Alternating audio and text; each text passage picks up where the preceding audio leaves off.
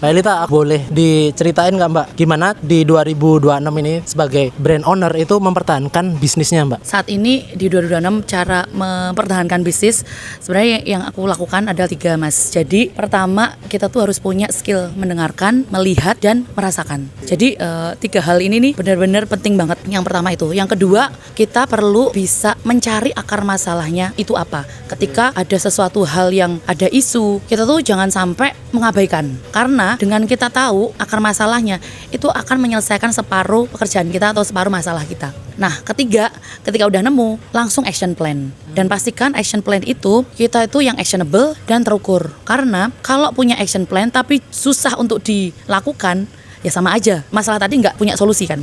Terus kalau kita punya action plan dan actionable tapi nggak terukur, ya ngawang-ngawang aja, kita jalan terus tapi nggak pernah dievaluasi. Nah sehingga itulah yang sudah aku lakukan Mas di mungkin 2 tahun terakhir ini, membuat bagaimana semua isu yang ada di Elita tuh tersolve dan terukur dan kita evaluasi terus menerus sehingga ada winning kecil dan bahkan kita tuh melihat suatu hal itu adalah matters karena itu adalah untuk pertumbuhan Elita. Mbak Elita, kalau industri fashion di 2026 itu kondisi market kita tuh kayak gimana sih? Terus cara berkompetisi di market fashion seperti apa Mbak sekarang Mbak? Fashion ya, sejujurnya aku belum banyak melihat Mas. Tapi pasti kan aku juga beberapa hal lah dapat insight. Mungkin yang bisa aku sampaikan adalah industri di Elita sendiri kali ya, yang bisa aku pertanggungjawabkan. Banyak orang yang mengatakan bahwa industri saat ini tuh lagi lesu, lagi melemah. Tapi di Elita alhamdulillahnya tuh bertumbuh gitu Mas. Nggak hanya stabil tapi bertumbuh. Artinya itu adalah sinyal positif. Nah kenapa? Karena sebenarnya yang udah dilakuin di Elita itu kan kita lagi membangun manajemen kita, pondasi kita, sehingga kita bisa memanage-nya dengan baik gitu. Salah satunya people-nya, produknya, sistemnya kita manage. Untuk market luar sebenarnya ya kalau kemarin timku dia mendapatkan insight tentang lipstick effect, yang mana kondisi kan lagi nggak enak ya sekarang itu. Lipstick effect itu apa sih? Ya orang tuh mencari kesenangan kecil-kecil dengan hal-hal yang mungkin murah ya. Lipstick kan murah gitu ya, 100.000, mungkin ada under, ada up gitu. Tapi dengan kita pakai itu tuh seneng, happy aja gitu. Mungkin korelasinya di fashion Elita sekarang, orang mungkin mencari kesenangan kecil-kecilnya tuh dari produk baru yang dia beli. Kemudian dampaknya ya Elita penjualannya bagus dan bahkan growth gitu. Dari situ sih paling Mas. Bahkan aku juga melihat kontennya Mas Bibi yang middle market ini nih pada turun dan upper market turun. Nah, Elita ada menyasar di middle market yang mana produk-produk Elita kan nggak terlalu mahal ya. Tapi ketika yang middle market turun, terus mungkin cenderung Elita tuh middle ke low ya. Nah, orang ini masih bisa membeli Elita gitu. Berarti mungkin hajar bawah berarti. saat ini sebenarnya kita masih di sini ya. Ada di bawah, ada di middle. Nah, karena kita juga ngasar middle, orang yang mungkin up ini juga bisa beli di Elita gitu. Karena Mas, ini pengalamanku kemarin banget di Bright Spot itu kan kayak marketnya Gen Z ya, atau ya skena ya, terus ya Jakarta. Ternyata di sana luar biasa ramenya Mas Bibi, yang katanya industri lagi lesu, tapi tidak terbukti di bazar tersebut gitu. Yang mana ya tadi Gen Z itu pada banyak yang beli di sana. Spending powernya masih tinggi. Gede banget dan bahkan kayak crowd-nya gede banget. Gak hanya crowd, tapi setiap booth itu rame dan mereka purchase. Dan bahkan sampai di konten itu juga jadi kayak menggulung terus itu loh. Ada KOL influencer gitu yang posting tentang habis belanja dari Bright Spot, haul Bright Spot. Itu yang mendorong ternyata orang-orang yang lihat konten itu untuk beli, untuk datang. Salah satunya aku. Gitu. Mbak, kan kamu udah menjalani bisnis ini 14 tahun ya Mbak ya. Boleh Mbak ceritain kalau entrepreneur yang amatiran sama yang pro itu bedanya kayak apa sih Mbak? Kalau dari amatir dan pro ya. ngomong ke Elita yang zaman dulu. Oke, konteksnya Elita itu lebih bagus. Konteks Elita dulu yang masih amatir dan sekarang mungkin berubah, belajar ya, masih belajar untuk menjadi profesional. Yang kita ubah itu adalah mindset Mas. Mindset pertama mostly pasti ownernya gitu ya, bisnis ownernya, foundernya, yang mana kita tuh mau mengembangkan bisnis kita tuh gini-gini aja atau mau lebih profesional, multinasional kah ya, semacam itu. Nah di situ yang pertama aku lakukan mindset dulu, karena setelah kita set mindset akan mengubah cara berpikir, cara laku, cara mengelola juga. Salah satunya hal yang penting itu satu. Yang kedua setelah mindset bagiku adalah yang perlu dilakukan oleh orang yang pengen menjadi profesional itu adalah manajerial.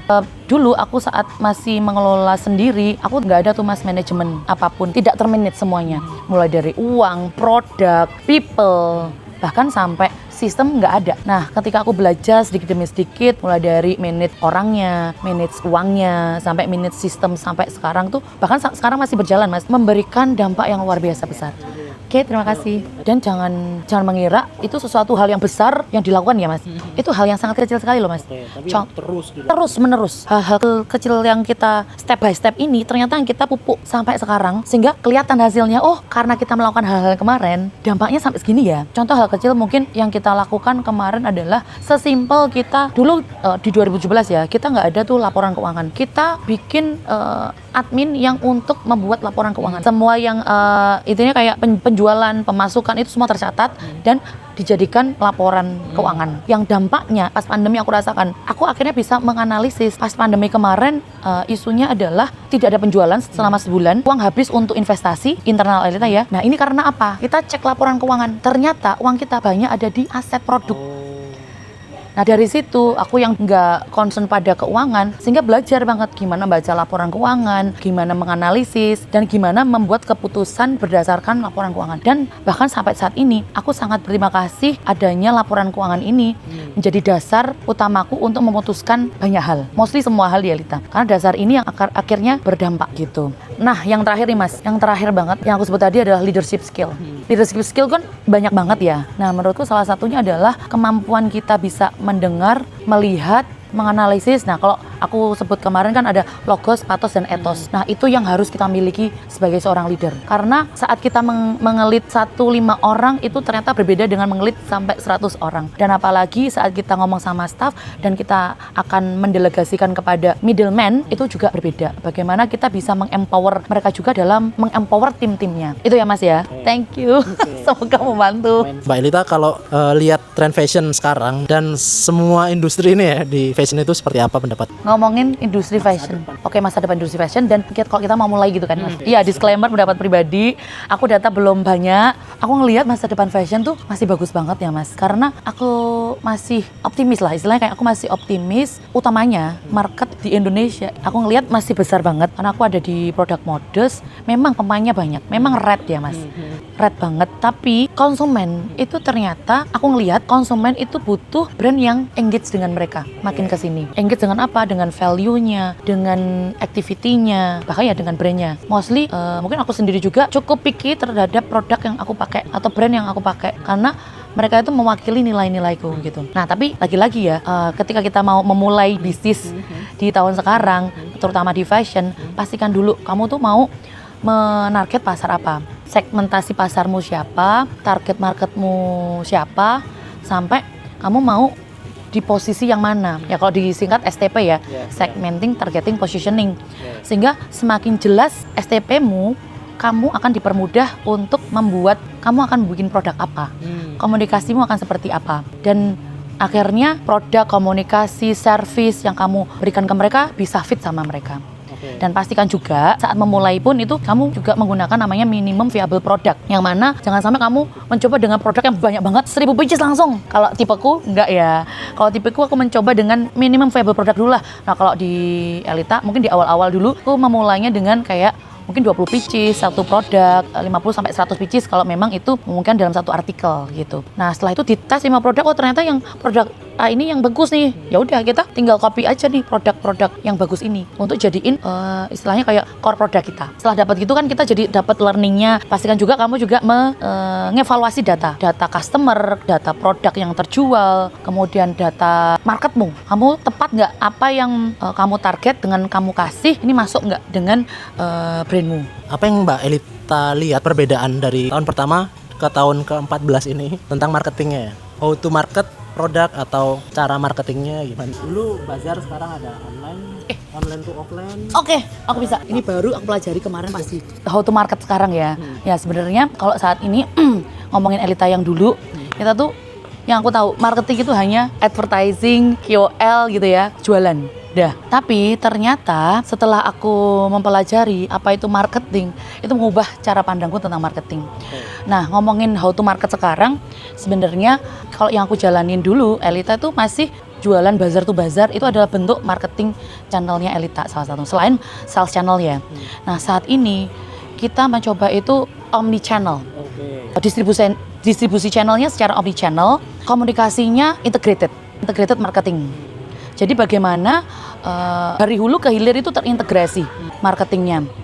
Jadi misalkan kita akan bikin produk apa, komunikasinya gimana, akan dijual kemana, itu udah kita pikirin. Nah kalau ngomongin omni channel, bagaimana kita sekarang menjaga channel offline, online, itu sama experience customer-nya, sehingga mereka dapat ya tadi experience yang sama gitu. Nah saat ini kalau yang offline kita ada toko ya Mas. Jadi kalau toko kita tuh ada namanya Superstore, ada store, ada pop-up store, dan ada satu lagi nanti kita baru launching ya. Tunggu launchingnya. Terus kemudian kalau online ya kita masih pakai marketplace pastinya, web, terus WhatsApp. Oh ya, terus dari yang aku maksud omnichannel, yang tadi Mas, tantangannya sebenarnya tantangan dan masih jadi challenge buat Elita ya. Itu gimana experience customer itu sama di semua channel tersebut. Ketika launching secara sosial media, dijual di online dan di toko itu sama. Mereka dapat produk yang sama, dapat promo yang sama, dan launching harinya juga sama. Sehingga mereka akan beli di mana aja tuh bisa. Nah itu salah satu integratednya Mas. Kemudian sekarang ini ada namanya konvensional showrooming sama web rooming. Oh, oke. Jadi konteksnya itu. Sekarang tuh customer tuh udah hybrid customer Mas. Hybrid customer itu adalah offline customer kita sebut konvensional customer nih. Kalau yang online customer kita sebut cyber customer. Nah mostly orang yang udah budayanya belanja online, dia tuh sekarang udah mulai melirik ke offline untuk memastikan katakanlah dia web rooming nih di web, di marketplace, tapi dia pengen merasakan sensasi fisik produk tersebut sehingga dia datanglah ke toko. Makanya banyak kan sekarang itu brand membuat offline store. Nah sedangkan customer yang konvensional ini yang biasa beli di toko, dia sebenarnya juga menjadi hybrid customer karena dia kan udah ngerasain belanja di offline. Tapi dia juga ada momen yang dia bisa jadi belanjanya tuh di online, di marketplace-nya, di webnya, atau bahkan di CS-nya ya. Sehingga sekarang itu bentuknya itu udah hybrid. Blending gitu ya? Blending gitu. Menurutku saat ini dengan strategi omnichannel itu akan membantu mempermudah customer kita menentukan baik dia membeli di mana atau melihatnya di mana. Jadi perlu sekali untuk saat ini udah punya omnichannel. Jadi untuk brand yang ingin bertahan saat ini ya Mas Dwi, kita tuh perlu membuat omnichannel ini.